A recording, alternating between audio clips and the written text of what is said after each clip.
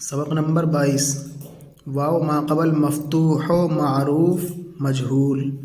इसका मतलब ये है कि इस सबक नंबर 22 में वाव का बयान है और माक़बल मफ़तूह यानी उस वाव का जिससे पहले ज़बर आया हुआ हो। जैसे यहाँ वाव है, इससे पहले ज़बर, तो इसे माक़बल बोलते हैं। वाव से पहले जो चीज़ है इसे माक़बल बोलेंगे। वाव से पहले यहाँ देखिए, इसे माक़बल, इससे पहले ये माक़बल, वाव से पहले ये माक़बल, तो माक़बल कहते हैं उससे पहले वाले हर्फ को। तो यहाँ कह रहे हैं वाव माक़बल मफ़तूह मतलब वाव से पहले वाला हर्फ। और मारूफ व मजहूल यानी इसके अंदर मारूफ और मजहूल दोनों तरह की या बताएंगे कि मारूफ कैसे पढ़ी जाएगी और मजहूल किस तरह पढ़ी जाएगी। जैसे हमज़ा वाव ज़बर औ, हमज़ा वाव पेश ऊ, हमज़ा वाव पेश ऊ, लेकिन इसको ऊ नहीं पढ़ेंगे, इसको पढ़ेंगे ओ, यानी मजहूल पढ़ेंगे। तो ये और ये तो मारूफ हुई, औ ऊ ये तो मारूफ और ओ ये मजहूल। तो हम साथ साथ बताते चलेंगे इसमें क्या मारूफ है क्या मजहूल है। औ ऊ ये दोनों मारूफ, ओ मजहूल, बऊ बू ये दोनों मारूफ और बो ये मजहूल, जौ जू ये दोनों मारूफ और जो ये मजहूल।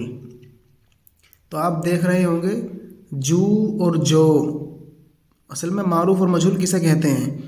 ये फ़ारसी की किताब में लिखा हुआ है जिसमें फ़ारसी के उसूल और ज़ाब्ते लिखे हुए हैं कि अगर वाव माक़बल मज़मूम हो और ख़ूब ज़ाहिर होकर पढ़ा जा रहा हो, वाव माक़बल यानी वाव से पहले पेश आ रहा हो और ख़ूब ज़ाहिर हो रहा हो, जैसे जीम वाव पेश जू, तो ख़ूब ज़ाहिर हो रहा है तो उसे मारूफ कहेंगे। और अगर ज़ाहिर न हो रहा हो बल्कि हल्के आवाज़ में पढ़ा जा रहा हो तो फिर वो मजहूल कहलाएगा। जैसे जीम वाव पेश जू नहीं पढ़ रहे हैं हम इसको, जो, ऐसे हमने इसको पढ़ा बो, बो नहीं पढ़ा हमने इसको बो, ऐसे इसको हमने पढ़ा ओ नहीं पढ़ा इसको, चूँकि ऊ तो मारूफ है और ओ मजहूल है।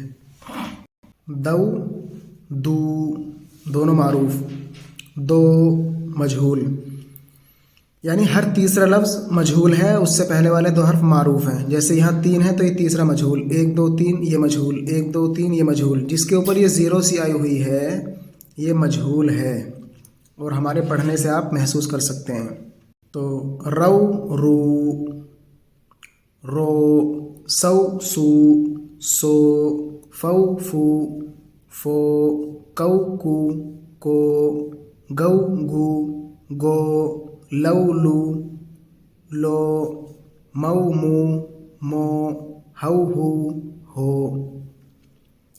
ऊपर इससे पहला जो सबक आया था सबक नंबर 21, उसके अंदर कुछ लफ्ज़ आए थे, उनके मीनिंग बतला रहे हैं। भुस अनाज का छिलका, भट सांप का बिल, ढब आदत, धक घबराहट, धुर सीधा रास्ता, खुर जानवरों के नाखून, लठ लाठी, सुध समझ।